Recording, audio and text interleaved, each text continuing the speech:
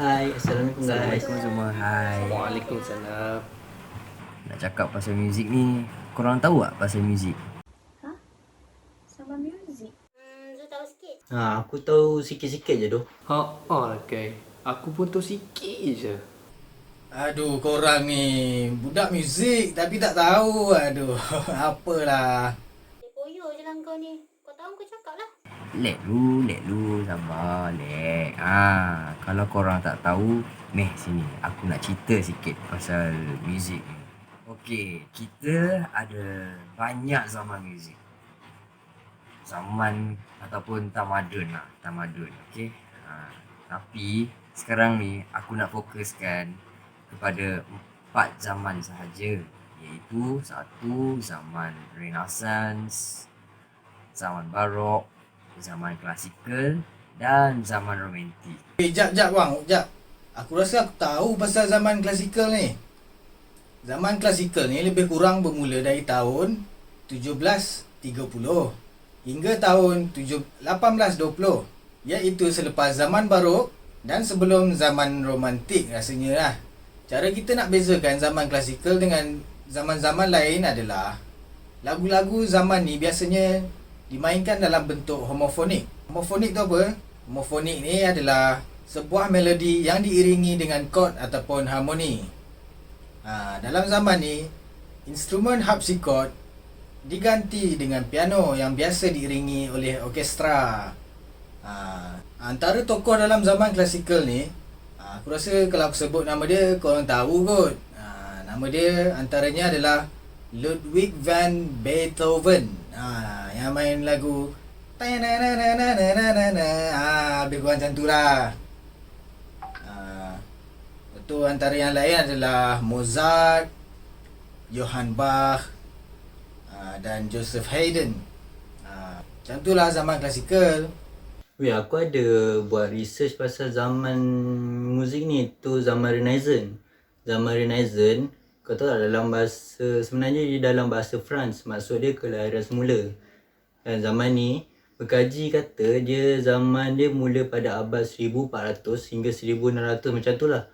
Lepas tu dalam tempoh abad 1400 hingga 1600 tu, tempoh ni lah waktu pergolakan politik, sosial. Waktu ni kan ada peristiwa reformasi, protes yang terjadi dekat kehidupan dekat dunia barat tu lah. Lepas tu ada juga peningkatan pemikiran humanistik kan, dalam tu yang menentang ketuhanan gereja. Waktu tu itu jugalah waktu tu masa pengembangan hebat waktu tu muzik dengan seni. Gaya dengan teknik yang baru dia kembang. Waktu sementara tu ada juga tau kelahiran kembali minat budaya kuno, kerana seniman dan komposer sering mendapat inspirasi daripada orang Yunani tu dengan kuno dengan orang Rom. Macam tu lah. Yeay, tak silap aku, kau ada buat research dengan aku hari tu. Ingat tak komposer siapa dia? Kan? Aku ingat 2 komposer yang paling top pada waktu tu adalah Thomas Tallis dengan William Blythe. Untuk Thomas Tallis ni, lagu yang paling top dia adalah Spur in Alien.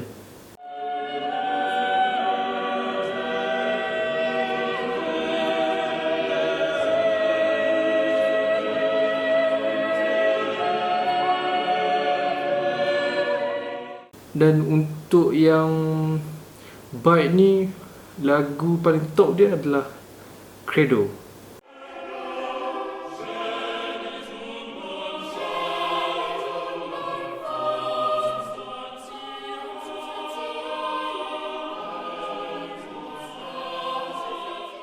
Okay, aku adalah selidik sikit tau pasal era zaman muzik. Sorry dua aku sebabkan saya membarai teruk lah. Cakap benda tak betul. Okay, aku explain lah. Era muzik. Tengok aku barai lagi. Okay, era zaman muzik ni dia bermula pada tahun 1815.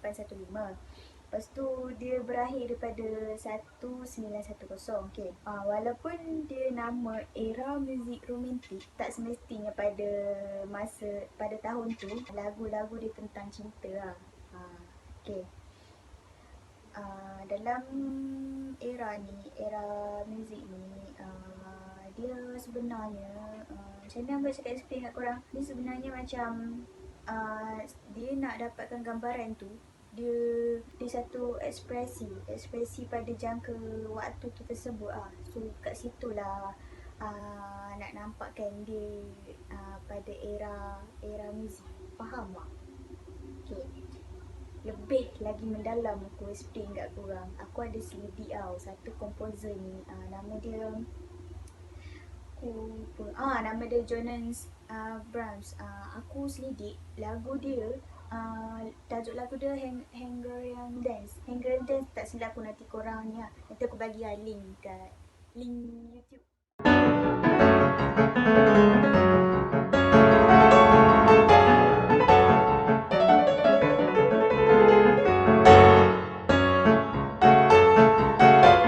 Zupla tahu pasal zaman romantik. Zaman romantik ni komposer tu nama dia Ludwig van Beethoven. Dia ni komposer pada pertengahan klasikal ke romantik. Dia ni pengubah muzik era romantis yang pertama. Dia ada banyak lagu, dan lagu dia ni terkenal dengan Fair Alice, Piano Sonata, Moonlight, dan yang lain-lain lagi lah. Jom kita dengar salah satu lagu dia.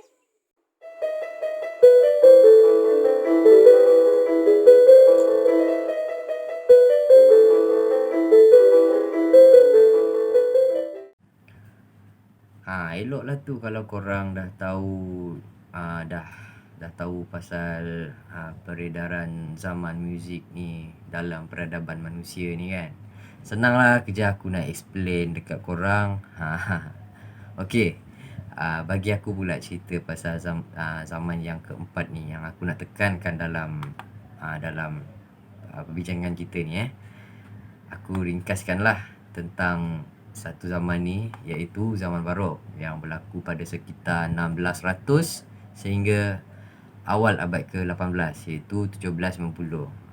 Sekitar tu 1600 sehingga 1750. Okey.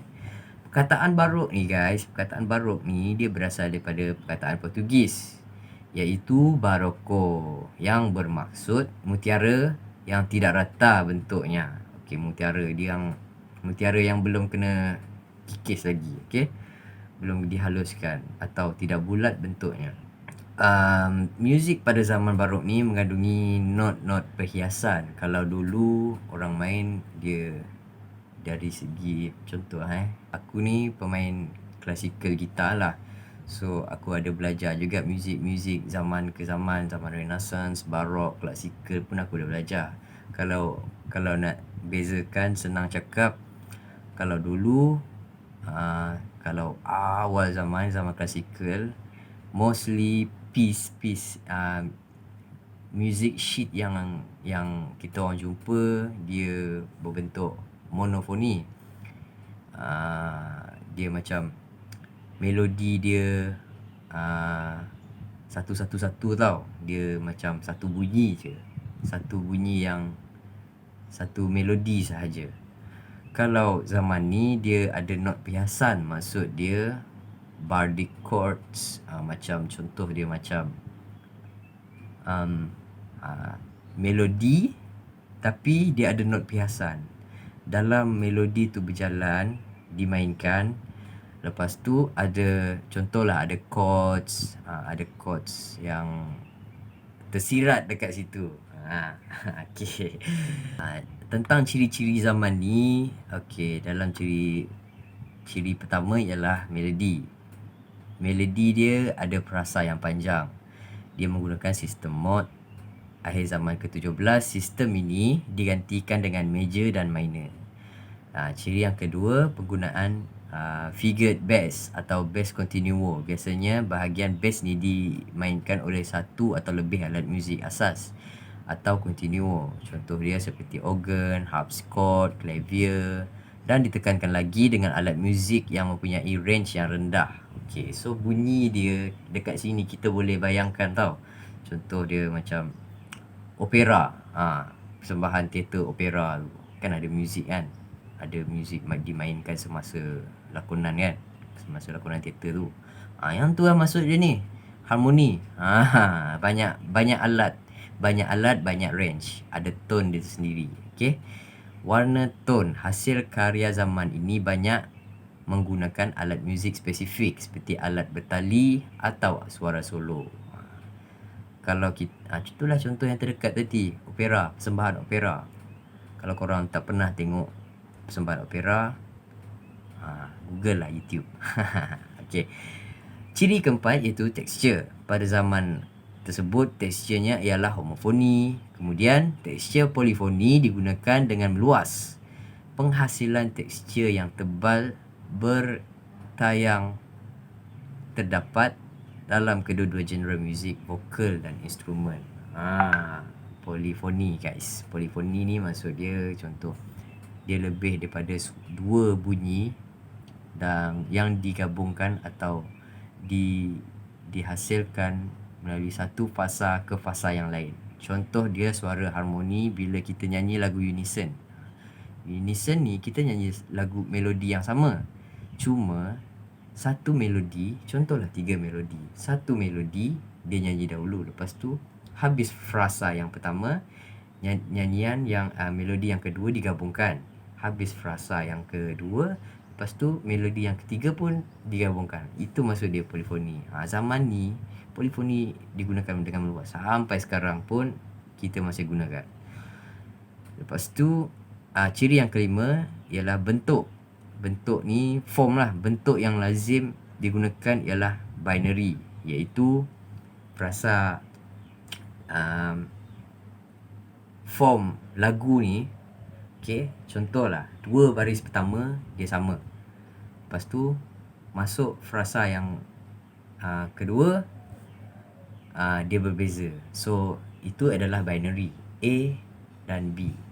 Binary, lepas tu ternary, rondo, variasi, ritornello dan fugue.